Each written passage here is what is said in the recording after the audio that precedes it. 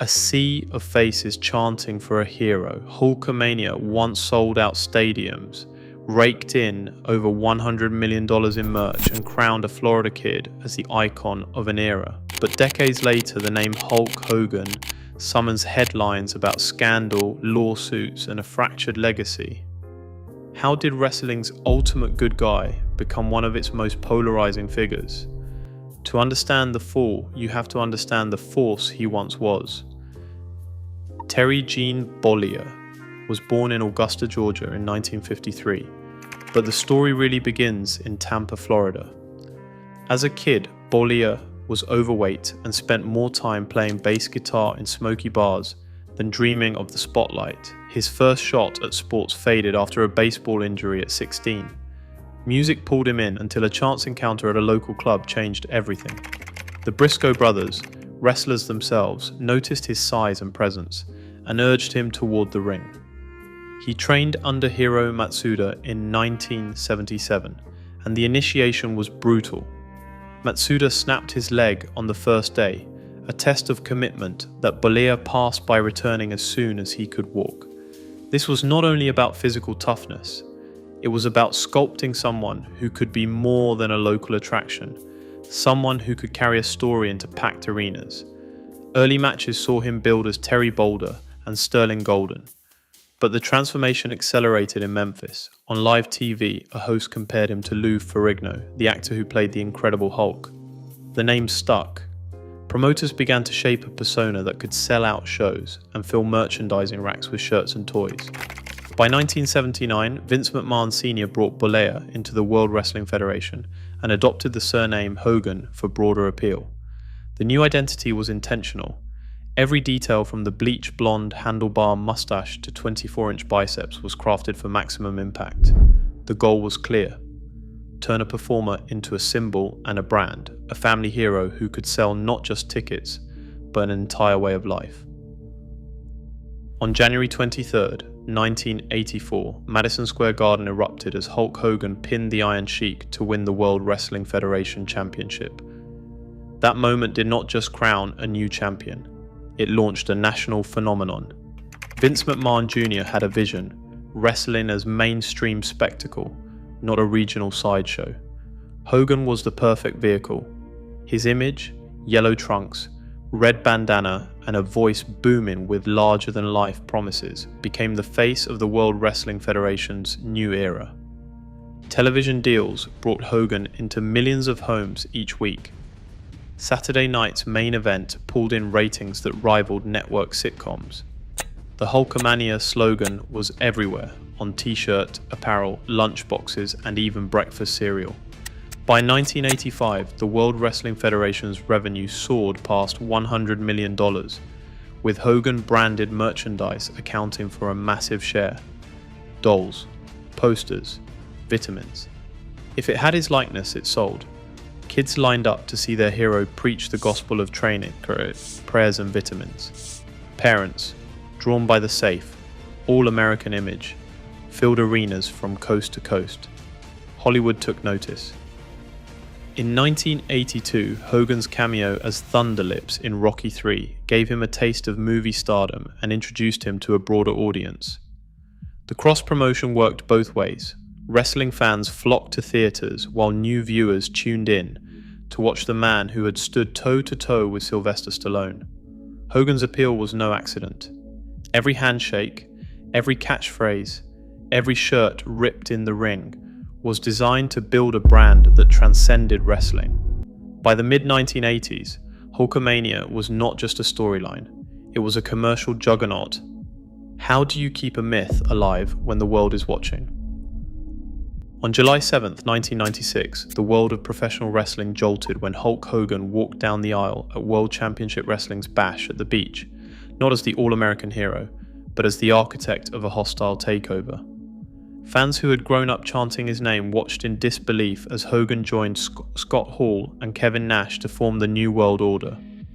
The man who once told kids to say their prayers now spray-painted his name over the World Championship Wrestling World Heavyweight title. Boos and debris rained down from the stands. It was not just a storyline twist, It was a calculated gamble that flipped the script on everything that made Hulkamania a household word. Eric Bischoff, World Championship Wrestling's president, had courted controversy by recruiting Scott Hall and Kevin Nash from the World Wrestling Federation and letting them run wild as outsiders. But Hogan's heel turn, his first in more than a decade, supercharged the movement. Overnight, the New World Order's black and white logo replaced the red and yellow.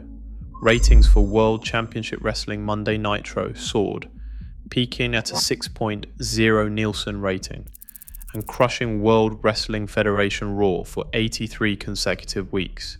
Merchandise flew off shelves, the anti-hero era had arrived, and Hollywood Hogan stood at its center, taunting fans who once idolized him. This reinvention did not just save Hogan's career, it forced the entire wrestling industry to adapt, fueling the Monday Night Wars, and launching a new age of edgy, reality-driven storylines. The same man who once played the ultimate good guy had become wrestling's most compelling villain. For the second time, he had changed the business forever. But after 2 peaks, what could still bring him down? VH1 launched Hogan Knows Best in 2005, pulling the curtain back on Terry Bollea's private world. Cameras followed the Hogan family through daily life in their Florida mansion, turning Linda, Brooke, and Nick into reality personalities overnight. The show quickly became VH1's top-rated series, drawing millions and feeding a new appetite for unscripted celebrity drama. But the exposure came at a cost. Every argument, every awkward silence, every family struggle was captured and broadcast. The carefully managed image of Hulk Hogan as the all-American hero began to blur with the messiness of real life. By 2007, the pressures outside the ring were impossible to hide. That year, Nick Bollea, then 17, crashed his Toyota Supra in Clearwater, leaving his passenger John Graciano with life-altering injuries. Police reports and court filing filled tabloids, and the story became a fixture on national news. The family's private pain became public spectacle. Linda filed for divorce that same year, and the split played out in headlines and legal documents, with accusations and financial troubles surfacing that the cameras never fully captured. The public consequences reached far beyond any single episode. The show's run ended, but the consequences lingered. The boundaries between the Hulk Hogan persona and Terry Bollea's reality had all but vanished. With every headline, it became harder to separate the man from the myth. Fame, once a shield, now offered no protection. When reality becomes content, control slips away.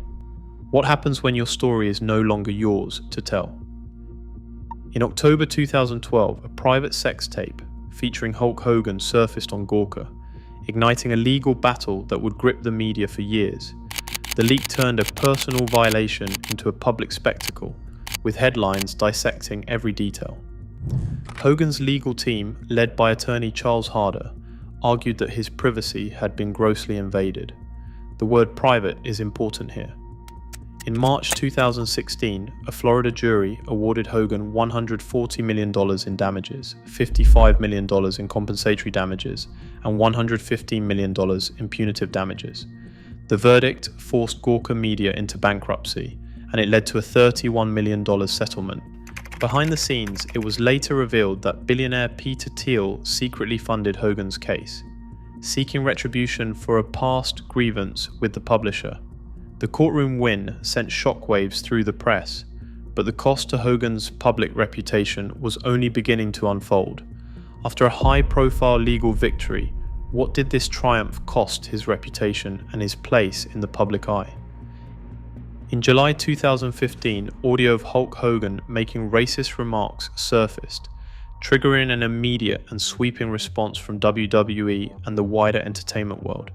Hogan's name vanished from the WWE Hall of Fame, and over 25 million digital assets, including match footage, merchandise, and promotional images, were scrubbed from official platforms. Sponsors like Mattel and 2K Sports ended partnerships, and crisis teams worked behind closed doors to manage the fallout. Commentators debated whether the man could be separated from the myth, as fans and industry insiders split sharply over his future. 3 years later, WWE partially reinstated Hogan, but the fracture in his public image never fully healed. How can a cultural giant survive when the debate over legacy only intensifies? In today's spotlight-driven age, legends are shaped and shattered in real time. Hogan's story reminds us that fame magnifies both achievement and downfall. As wrestling's icons become cautionary tales, the debate over legacy is more urgent than ever. How we remember our heroes shapes who we become.